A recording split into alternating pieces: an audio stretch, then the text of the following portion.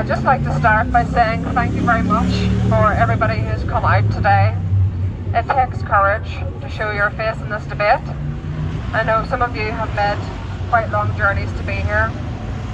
I also want to thank the WRN, which is standing for Women, Sex Not Gender NI, Radical Lean, and a network of independent women who do activism in Northern Ireland and across the country, for coming here today. Alright, so here goes. I'm a lesbian who lives with gender dysphoria.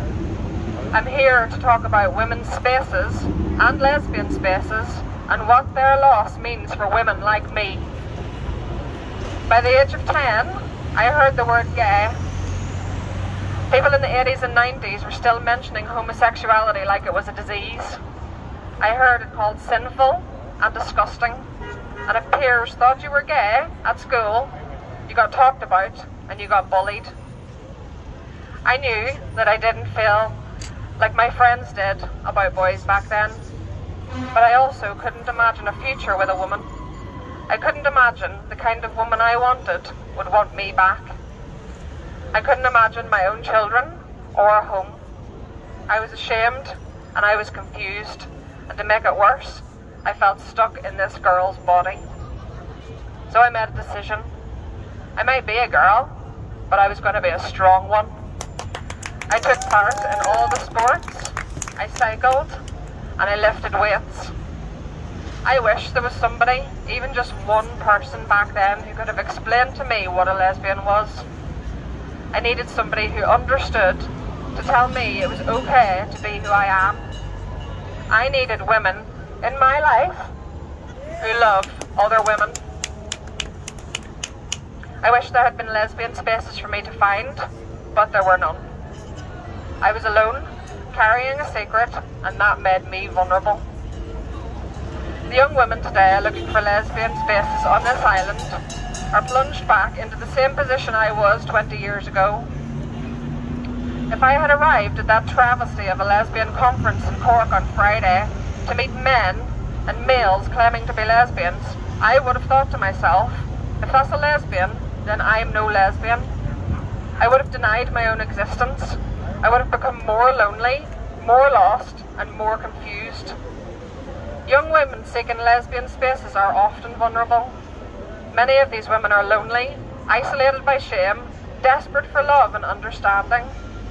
They need space to be held for them and ground to stand on. They need a safe place to land. They need the company of women and of other lesbians. They need to work out that being a lesbian is a beautiful thing with a proud history, and they need the safety of women-only spaces to do that. In 2022, these young women find single-sex spaces have vanished. There is not one single inclusively lesbian space left on this entire island. If women want to go to lesbian spaces, we have to take a plane or a boat, or we have to make our own.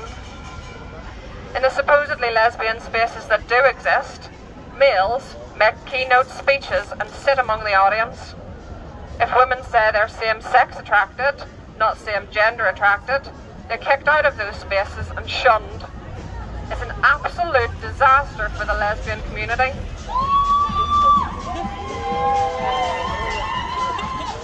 Honestly, sometimes I feel hopeless. Sometimes I feel like giving this fight up. There's so much fighting to be done, and sometimes it feels like everything that was built for women and lesbians is coming crashing down. So many institutions are captured.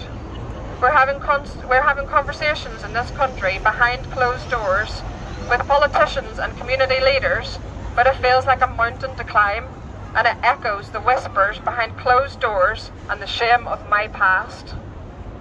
Meanwhile, I've had to sit in my own garden with my wife and ask, what if they come for us? I've bought security cameras and put them outside my own house. I've had to write on my wedding invitations to keep the time, the place, and the date secret. I've had to explain to my children why the police want to arrest my wife, as my 9-year-old had answered the door to policemen. And months on from that, I still don't know whether my wife will be dragged through the courts for tweets about child protection. Let me say that again. About child protection. So even my home doesn't feel like a safe space it once did. And make no mistake, the other side want to reach into every area of our lives. They want to control what we think, what we do, and what we say.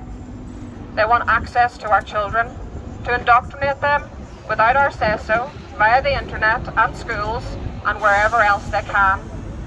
They want power and control and access, and they want to demonise anyone who challenges them. What do I want? I want what everyone else wants. I want to live my life, raise my children, go to work and run my businesses. I want to spend time with my family. I want to turn wood on my lathe.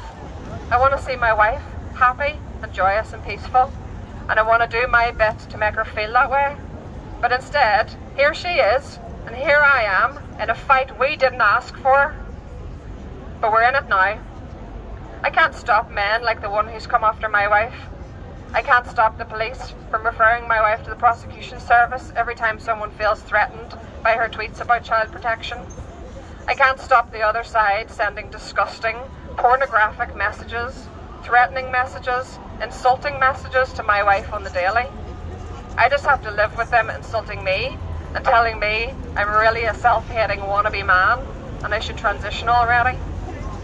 So here we are, and I will fight. But who are we fighting?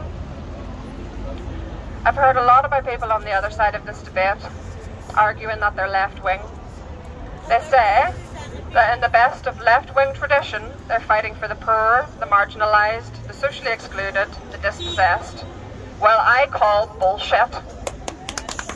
The people I'm fighting for are the young lesbians looking to find their place in the world, who go to lesbian conferences and find men, and Google lesbian fashion only to find breast binders and links to gender clinics. I'm fighting for the women in Limerick prison, the very definition of marginalised, excluded, dispossessed, and who are housed with males. I'm fighting for the hard-working, disciplined sportswomen who are having their places at meets, on podiums and events stolen by mediocre males. I'm fighting for abused women in rape and domestic violence shelters who need a space away from men. I'm fighting maybe most of all for the girls who want to jump in the mud and hit things with sticks and climb the world and fight the boys on their own terms. Girls like I was. I'm fighting for boys who want to draw and collect teddies. The boys with great big hearts and great big eyes and great big feelings who cry at sad music and love going shopping and pressing wildflowers and making the very best listeners in this world. Those children don't need to be told that they are the opposite sex to the one they were born. They need to be told that they're amazing and wonderful just the way they are.